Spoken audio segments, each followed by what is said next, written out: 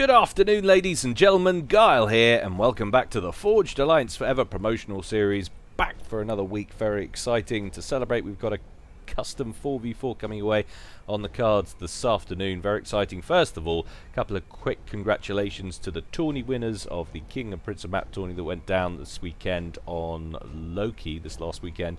So the King division, that was won by Kaiser, who beat out Gorton in the final. Congratulations to him, and commiserations to Gorton, one true Brit that stands a chance of winning anything. In the upper echelons, why he always gets my support. You did very well, sir, but unlucky on that one.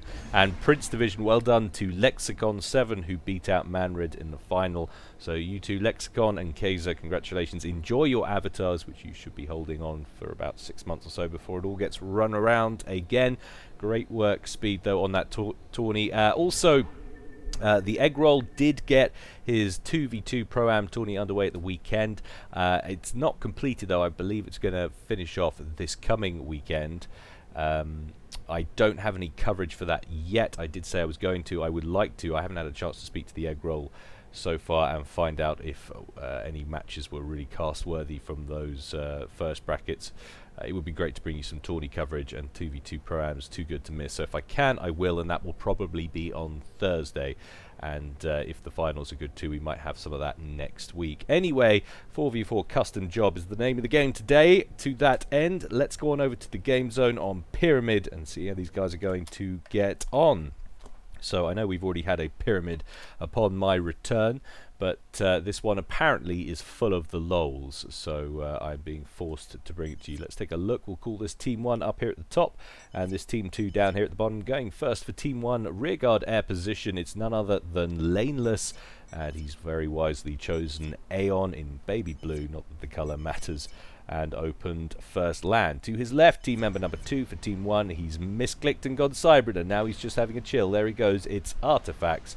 He's gone Cybrin, Cyanide, Scion, and opened first land. Team member number 3 for Team 1. It's not Don't Snipe. It's Ithillis in Fecal Brown. He's gone the very attractive UEF, of course, not so much in that colour.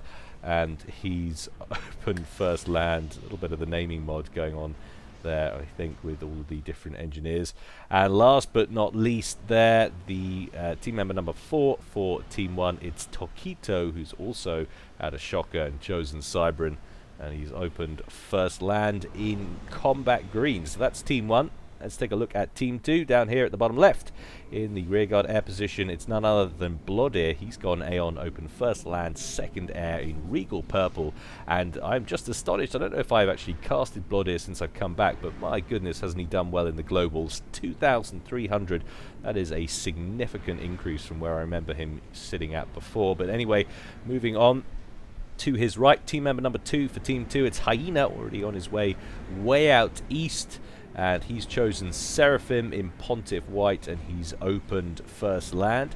And team member number 2 is on his way to the middle there. It's V. He's also gone Seraphim, and he's opened first land in Ferrari Red. And last but not least over here, it's Build More Monkey Lords, but as you will more affectionately know him, it's Soviet Pride. And although he's changed his name, I'm not too upset, because if you haven't been taking a look at the What's New tab in FAF lately, you might not be aware that they have changed the rules, and you may now only change your name once every month. Hooray! That's still once too often, but it's a start. That's fine. Our pleas have been heard. Anyway, he opened first land, I believe, and now it's impossible to tell, but it probably was first land, second air. He's got T1 bombers out. We've got a scout plane and an interceptor out for Bloodear, making sure he can get an early read on what's going on, and he might have just missed a trick there. Chariot dropping engineers off for Laneless. One on the plateau there, another one coming to the second plateau. And is he making a play for the bottom right hand corner? Potentially.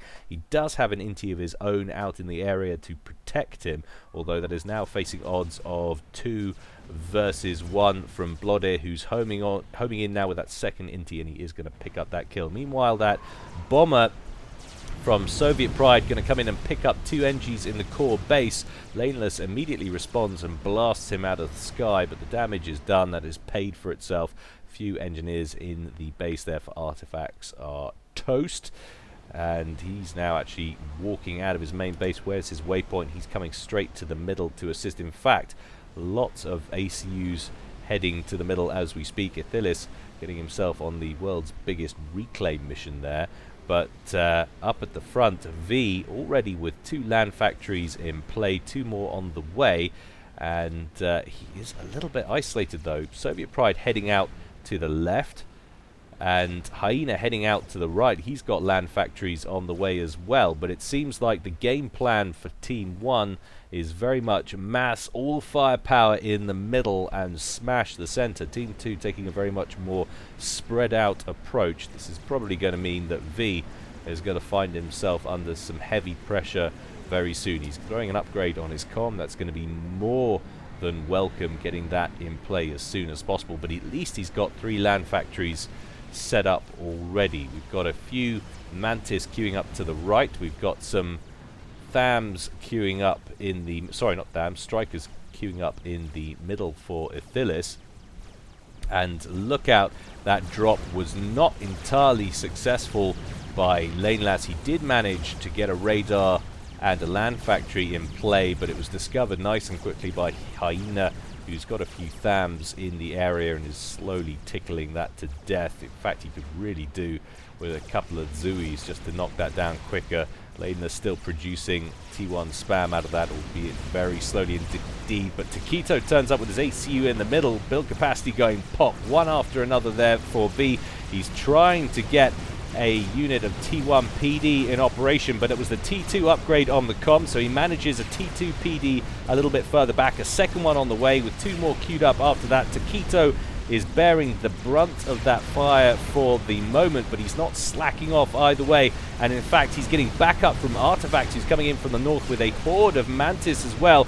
V might very well find himself overrun now, despite having a few T2 PDs in play already. He might want to think about backing up, and this is coming in to join the mix as well. V and his position in the center is surely untenable now, and I think he finally agrees he is going to begin the slow march back towards friendly territory, and it is a long, long way as hordes of T1 spam from Team 1 are massing all around him now, trying to get between him and where he's going to slow him up as quickly as possible. He's still in the green, albeit not for very long. There's a lot of firepower coming in on him now, into the yellow now, below 10,000 hit points. Overcharges coming in, but V is surely outmatched here. There's no support from his teammates coming in any direction whatsoever.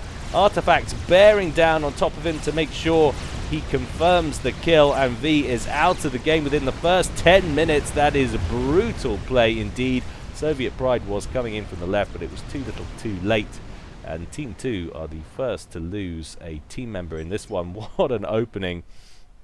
Team 1 scoring a nice kill there, and it just shows you they completely ignored setting up any pressure on the side, but they've scored a kill in the center, so that has really worked for them. A little bit of an alternative strat there. Lots of pressure down the center, and Team 2 now find themselves very far behind indeed.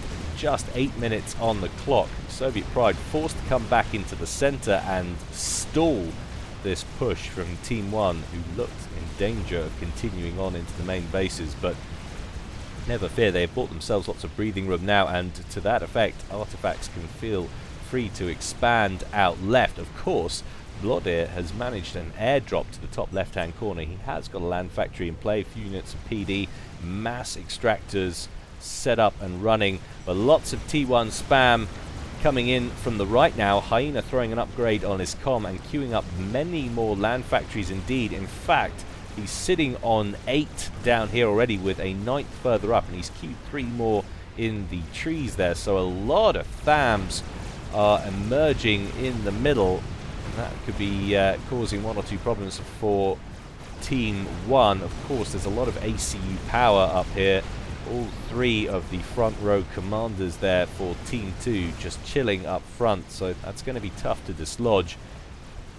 Soviet Pride not going to challenge on the center. He's well aware of how much firepower is lurking there. Instead, he's going to wheel his forces further up around, and I think that's probably a reasonably good decision. If you can get in around the back and maybe potentially challenge the main base. Remember, there's no ACUs back there to stop them, with the exception of Laneless. So some damage could be inflicted, and I think Artifacts recognizes the danger. He's going to pull his Mantis spam back, and that chariot looked like it was going for an ambitious job to the west, but instead he's going to drop that further back and use it to pick up some of the reclaim on that headland plateau there. And what have we got on here? Is that a drop full of fire beetles? Yes, it is, and that is bearing down on the Hyena, who does have his commander in the area. They're going to drop right next to it, who takes 3 of them. One more coming in, but enough T1 spam lurking next to the commander to save him. But another one turns up. Hyena needs to get his commander out of there, but his own units are blocking him in. Oh, this is bad times indeed. He needs an overcharge. Fire beetles running all over the shop. That takes him down into the red. 1,200 hit points. And the Skyhook just lands deep within that pile of spam. Not ideal at all. Meanwhile, a colossal run by from Taquito, looking like it's going to challenge Hyena's main base, and more importantly his core mass that are all now at T2. And that's a large T1 power grid he's got there as well, which could be vulnerable. A couple of units, or 3 units of engineers there trying to throw together a PD. But whether or not that completes remains to be seen. Mantis bearing down on that position now. Primary targets need to be the engineers, but they're too late. The PD does go online, and that's going to help him out a bit. There's so many units coming in, though, and the problem is that some of them further back are Medusas, and they're going to be able to deal with that PD without any difficulties whatsoever. EMP into the mix as well, buying those Mantis a little bit more time, and that should be enough to wreak some damage now on Hyena. But Hyena is getting some of his own back. He's pouring into Taquito's base. Taquito throwing together some PD of his own a little bit further back, and I think Hyena realizes there's going to be no joy there, so instead he's going to focus on this bank of forward factories here. And that is potentially 6 factories that are going to be taken out here if he can complete the conquest. However, he is under pretty sustained Jester fire here, and there's also some units coming in from the north, one of which is actually a pillar. So Achilles has made the transition to T2 land there by minute 12 and a half, and is already pumping out units. Hyena, for the moment, concerned about consolidating his position, gets the shield up, doesn't want to have another snipe attempt coming his way from Taquito. That was decidedly unpleasant. Having taken out all those land factories, though, he's going to continue to press on. Not going to have any success against that second facility there belonging to Achilles. That unit of PD nicely placed up front is going to stop that. But another run by, this time from Artifacts. Taquito's little band was dispatched, but the second one is going to destroy, I think, all of the mass back here. That's going to knock Hyena down a peg on his eco. They're carrying on, wanting to cause some damage to Bloodire, but they have to make sure that last mass extractor goes down, and indeed it does. Bloodire moves his ACU into position, doesn't want any of that Mantis in his base, thank you very much. And now with some Spectres on the field, reveals his T2 air credentials in this one as well. In fact, T3 already in play there as a Corona comes out. ASF's flying around over the center of the field, and that matches up rather nicely with Laneless, who's also starting to work on ASFs as well. So at least the 2 air players in this game are matched reasonably well. Bloodire, I would say, a little bit further ahead, certainly ahead on mass, 124 to 101. Let's take a look at reclaim between these two. 11,400 for Bloodire, Laneless on 13,000, which goes some way to cut down the advantage, but not a lot. Basically, these two very close indeed. But now forward units belonging to Achilles are under some pretty sustained attack now. It's a pretty heavy attack from Soviet Pride, who's coming in with a whole ton of mixed T1 and T2. Rhinos up front causing the bulk of the damage, and what was a nicely shielded bunch of T1 and T2 up front there for Idillis has been reduced to a handful of units, and they're going to fall back to that secondary position further back here, and a TAC missile launcher is actually online for him up at the front lines. He's got lots of engineers assisting that. 2 missiles in the clip already and ready to go at any moment's notice. Potentially a few mass points vulnerable. We have got some TMD dotted around the main base, and you can see away he goes. That forward mechs would have been ideal for sniping. I don't think he's going to get any joy further back. There you go, Zappa taking care of that one very nicely indeed. Jesters, meanwhile, out for artifacts, harassing the forward positions there of Soviet Pride, who's not got any air force of his own to speak of. A nice ping out to his air player wouldn't go amiss, just to alert him of the danger. But we have actually got a shocker out for Blodir, T3 strap bomber that could affect some serious damage if placed in the right area. Points out for him over to this side of the map, but Hyena pushing forward. He's not got a lot of HP, 9,000 on that commander. He has got the gun upgrade, I believe. Let's just take a look at that to confirm it. No, it's the T2 engineering suite, excuse me. Right arm is the gun there for Seraphim.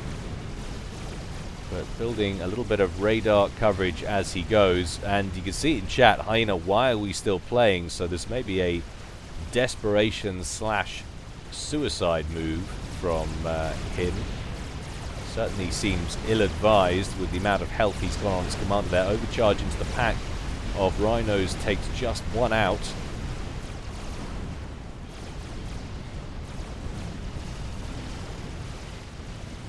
He's going to withdraw and chase that band of T2 as it approaches his forward position there. But as you'd expect, air players way out of front on Eco, and Laneless has actually leapfrogged Blodir into first place there, 142 to 140, but still not a great deal in it.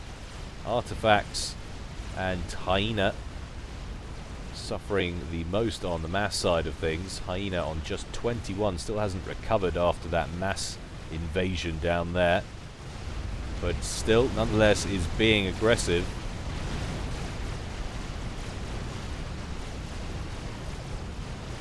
Recovering slightly on the HP on the commander there, but certainly not ideal, this push of his, especially not with gunships lurking around. T3 at the back there, Laneless with a couple of restorers just poised to attack. Hyena, if he gets any ideas, he has got one Ioshiva in there. I don't know, maybe it's a couple, but it won't take much to destroy, and those two go down. That ACU will be defenseless until Blodir can get his ASFs into the picture to defend it.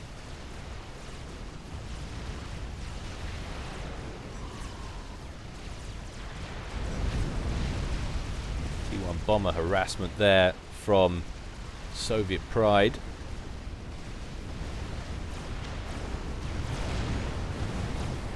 A little bit of a point defense creep potentially underway here from Hyena, though that first one getting instantly knocked down there. Phyllis is going to try his luck. He has got a few pillars in here. It's mostly T1 on the ground for Hyena, who looks like he's about to get himself officially overextended, and in comes a wave of Corsairs from Artifacts, knocking Hyena down to a little over 7k HP. Those Restorers are embroiled in an air incursion to the left from Blodir, but as those ASFs go running off after a shocker from Laneless, those Restorers are free to come in and harass Hyena, and he is going to be out of the game right on the nose of 20 minutes. That was perfectly timed.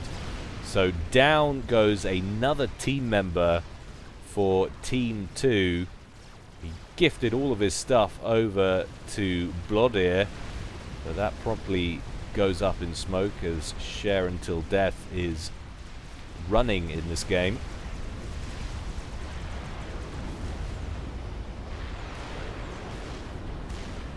One triad up front there for Ephilis, who's trying to establish a forward position, but hasn't got a lot of build capacity in there. I'll be surprised if he manages to secure anything here, especially with all these Vipers pouring in from the left from Soviet Pride.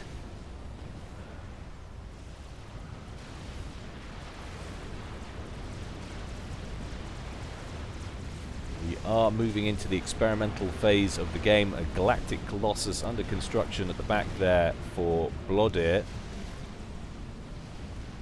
And if you're Team 1, you've got to like where this game is going. You've killed off V in the first 10 minutes, and by 20 minutes you've managed to encourage Hyena to effectively commit suicide.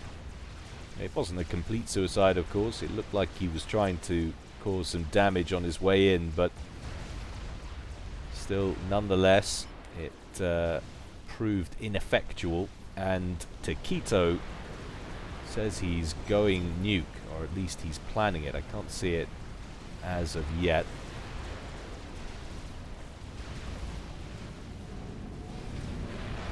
Soviet Pride moving into the back of Blodir's base.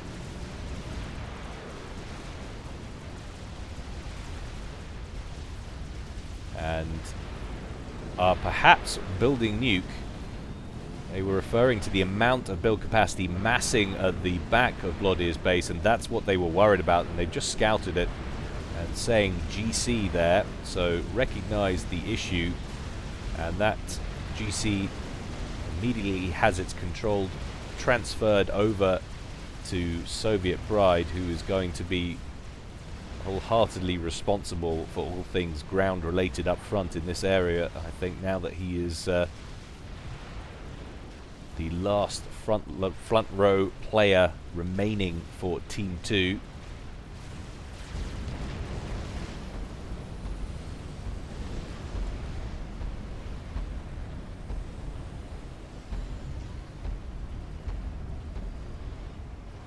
That is a long, lonely walk into a very dangerous place.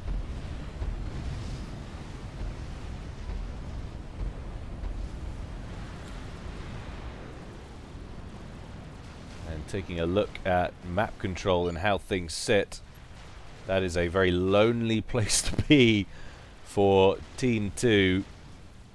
Very lonely indeed. Literally now sitting on what must be about 15% of the map. Blodir has been dislodged from his small outpost in the top left corner, and Artifacts is very happily sitting on those mass points now. And what was initially, of course, that bottom right stronghold for Laneless, that was knocked aside and Hyena took it over, but once he died out, it was free there for Taquito to move in and pick up those mexes. So Blodir is sitting on 230 mass, and Soviet Pride on 130-ish. So you're looking at 360 mass there total for Team 2. Did I just read that wrong? I'm sure Blodir was on 230 a minute ago. Oh, he's bottlenecking power. There we go. So that will be something to do with it. Laneless, though, meanwhile, 257, nearly 100 for Taquito, 79 for Artifacts, and Athilis on 69. So as a team, Team 1, as you would expect, significantly ahead in this one. Now that GC has made its way to the middle for Soviet Pride, but he's concerned potentially by the gunship threat from Laneless. I don't think he can afford to. I think he needs to send that GC in and break this position, because this is an incredibly lightly defended position. A few units of T1, a couple of plasma cannons, but only one or two triads in fact, and a shield gen T2. That is ripe for the picking.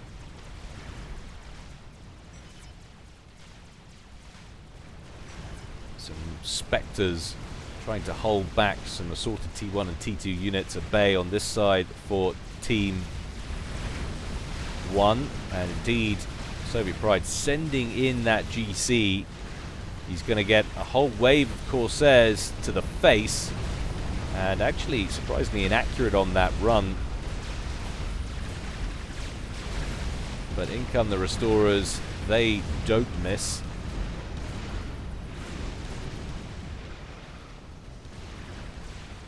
And interestingly, Nameless being cagey with those gunships.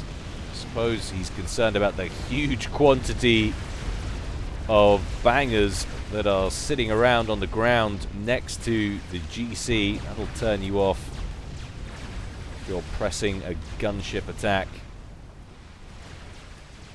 So nice work from Soviet Pride, covering his essential units as he has to. GC now wandering around, picking off extra mexes and a couple of triads on the plateau there, finishing off T3 unit. Was that a brick or it was a loyalist?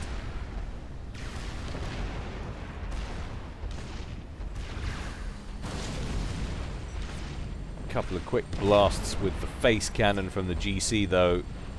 It's enough to finish off that position.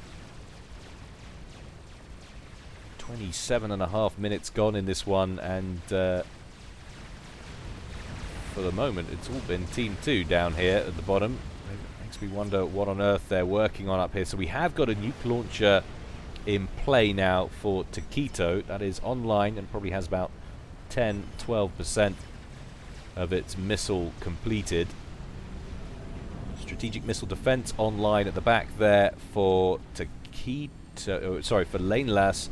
And that is because I think they've scouted the nuke missile launcher, which has been online for some time from Blodair and has huge amounts of engineer support and has nearly completed a missile and is almost ready to launch. This could throw the cat amongst the pigeons.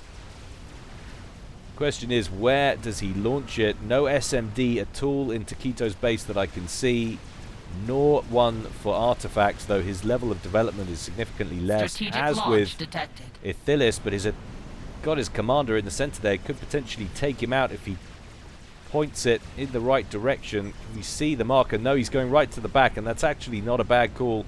That's the only place where the SMD is alive. He must be well aware that that's only recently been completed and cannot possibly have a missile in it, and also it cripples the air player and potentially gives Team 2 at least some advantage back in this game. And that is going to wreck just about everything in the main base as that comes clambering down. Laneless drops significantly from 253 mass per tick to down to 140 as he suffers power issues. That rectifies a little bit after a while and pops back up to 208, but painful indeed. Look at that, and more importantly, all of that Air Force build power is gone. Meanwhile, Soviet Pride doing nice work in the bottom right hand corner, dislodges Taquito's small resourcing option down there. But importantly, Laneless at least still has his Air Force alive. Let's take a look at where he's at. This represents the main bulk of pretty much all of Team 1's Air Force, and that's 77 ASFs and 10 Restorers. That's not a great deal. What have we got going over here? Mass donation of build capacity over to Laneless there from Artifacts. That's nice teamwork. He's giving him a way to restore his base. But how does Team 1's Air Force fare against Team 2? Well, 92 ASFs there for Blodair, so he's definitely ahead. And if they can just get a decent air engagement, they will suddenly be way out in front, potentially in this one. That nuke, though, very nearly done for Taquito. And depressingly, after getting so far ahead, no SMD in the base for Blodir. How do things look for Soviet Pride? Well, he's working on one now. He's got a long way to go, and even if he does complete that anywhere close to that nuclear missile completing, he won't be anywhere close to getting a anti-nuke missile ready. Interestingly, though, so much build capacity on that nuke silo. Blodir almost ready to fire another one, and I'm pretty sure I didn't see a huge clamour to get SMD ready in the bases of Team 2 after Laneless got hit in that last nuclear strike. But there goes the missiles. You can hear the warning siren going off. Launch detected. And where's he going? He is indeed going directly for Blodir. Going to land it straight on top of that T3 air factory.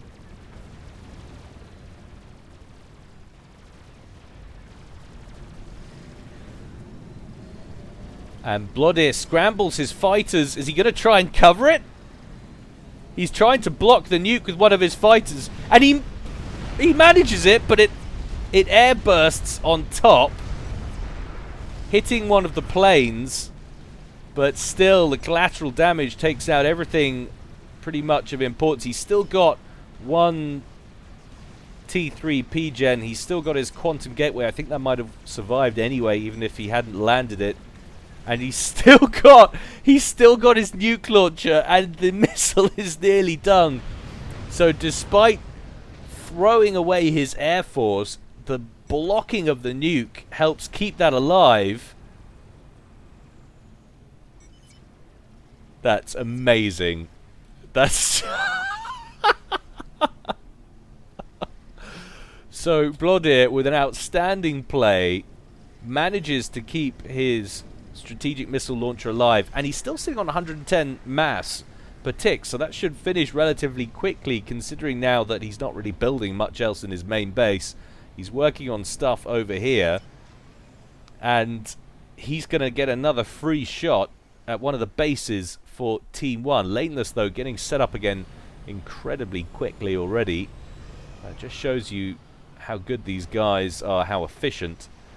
Once they get their RAS upgrade on their commanders, they still have enough resources to keep going after the worst happens. And that is one of the reasons why that RAS upgrade is just so essential.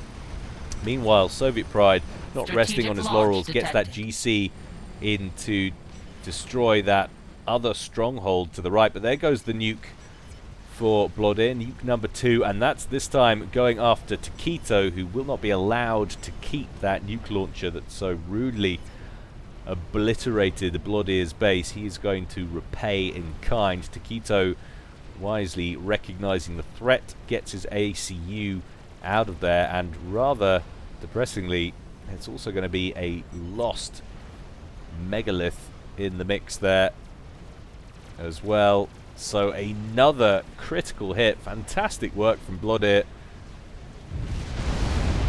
Bam! Down he goes, and yet more damage inflicted on Taquito. And ironically, Soviet Pride looking quite strong on the ground now. He's got a lot of units, got a lot of T3, with the odd experimental thrown in. I love the queued up groups of fire beetles waiting for experimental to come their way. But that megalith from Taquito is something to worry about. He's going to need to think about that one. Now he's going to deal with it.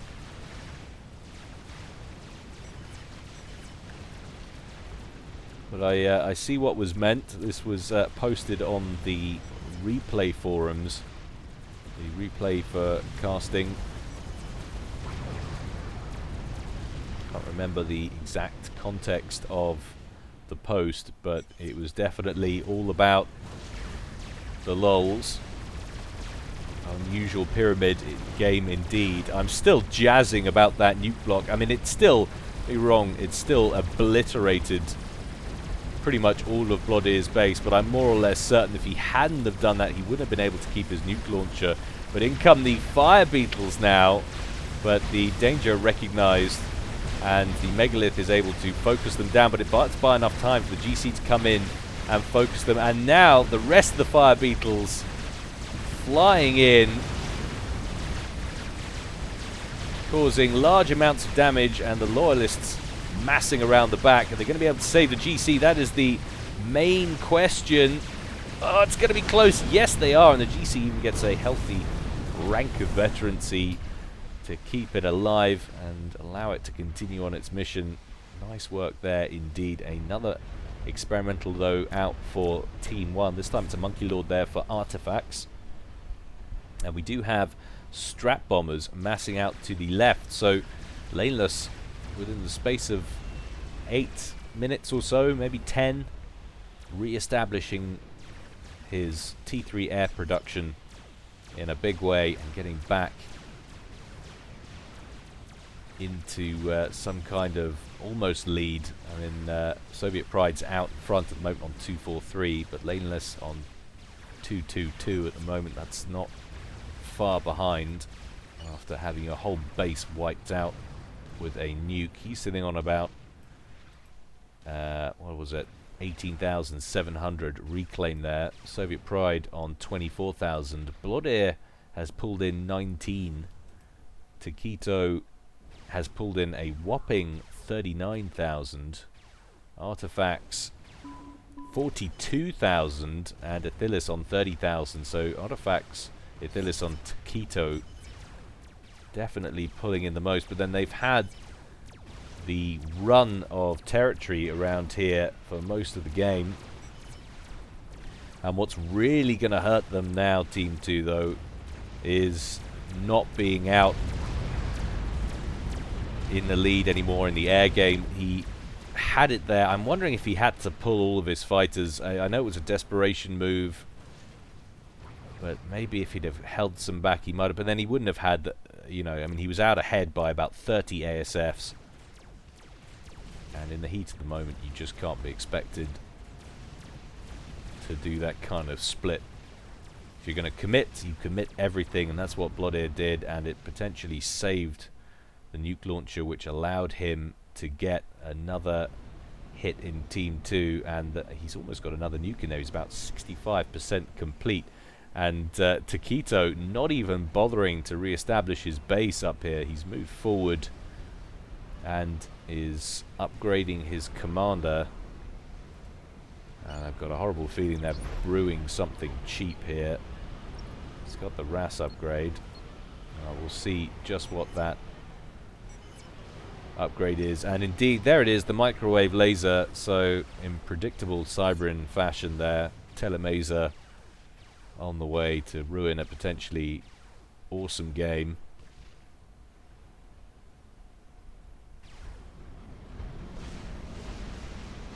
Strap bombers coming in from Laneless, and this could be trouble. Blodir is under some shield coverage, but it's only T2. First wave goes in, and a few of those got through there, and a couple more to follow up as well. Where is the commander? Well, he's in the center of that Corona with not a lot left. 3,200 HP, but how many strap bombs were killed in that? There's a couple more left. Is he able to avoid? No! 700 hit points left, and the last one follows it off. So beautiful snipe there from Laneless, who finally enacts his revenge for the nuke sniping of his base. And now just Soviet Pride remains for Team 2, and this is surely too much for even him to manage. He's facing a full team.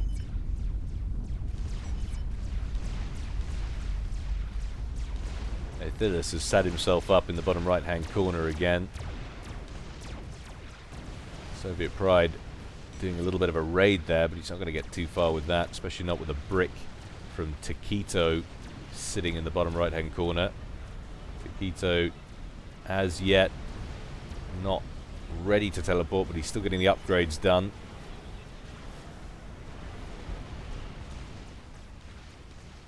His Soviet Pride ready for it? Well, no, he's not at the moment. And it's not like he has any major air force to go scouting with either. Busy just trying to get his eco established. He's going to sort his power issues out, but he is now losing mass. He is full bar and not doing anything with it. Blaudir, upset that he got sniped there, was pretty sure that they could have won that. Well, to be honest, I think it was 50-50 at that point. Laneless was well re-established.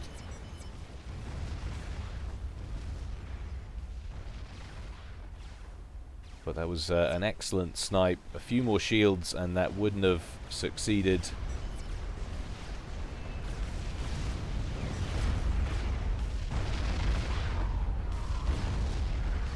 Megalith dispatching that northwestern base. Few more revenants coming in now from Laneless, knocking a good 20k HP off in that pass. And surprise! Monkey Lord hiding around the edge of the hill. Didn't see that one coming. Gets a huge, ginormous laser to the face. The Loyalists receive the command to assist and come racing forward to put some pressure on that Monkey Lord, but they're not going to be able to save their experimental. Down goes the Megalith. Monkey Lord at least won't be far behind, but now they face strap bomber pressure. Of course, there's a lot of flak up here. Soviet Pride doing a nice job with that, covering his land forces. Taquito nearly finished with the teleport upgrade, and no doubt will shortly be ending this game in typical Cybran fashion. Like the way I said that. It was passive aggressive, so I'm told.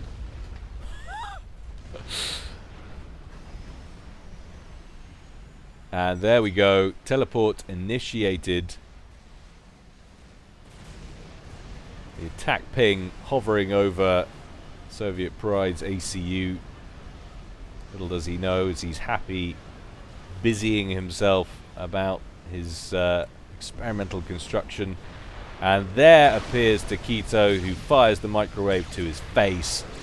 And that will symbolize the end of the game. Very well played, Team 1, and commiserations, Team 2. That has to be one of the most unusual games of Pyramid I've ever seen.